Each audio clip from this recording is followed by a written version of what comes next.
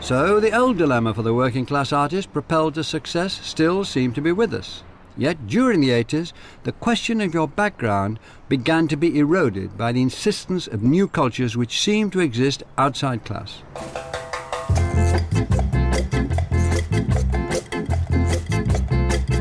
Coventry in the early 80s was a city in decline. Once the centre of the car industry, it had attracted a wave of Asian and West Indian immigrants in its boom years. Then, in the 70s, car manufacturing collapsed, leaving a whole generation from the white and immigrant working class facing a future on the dole. They were also dealing with virulent racism. But what emerged out of this neglected generation was some of the most politically charged and original pop music of the decade.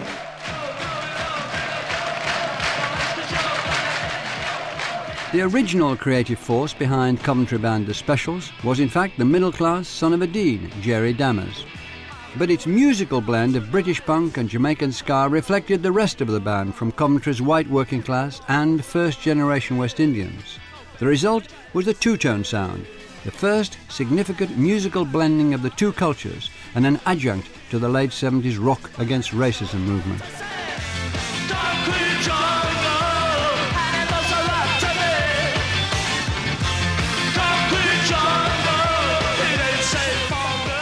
I met up with John Bradbury and Terry Hall from The Specials. Coventry being the cosmopolitan city that it was, you've got like a high immigrant population here. Indian music and West Indian music, Caribbean music, and it was like a big influence on me.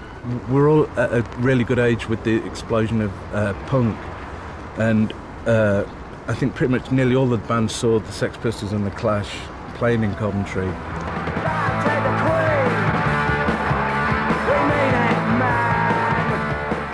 I do feel that punk empowered working class people, and they haven't really gone back since then. And I feel that two-tone was an adjunct really to that. The Coventry youth clubs were where the two cultures blended. It was here where Specials guitarist and singer Lynval Golding started out. This is where you used to feel the bass. The bass just thump, you know, you need the bass in our music, you know.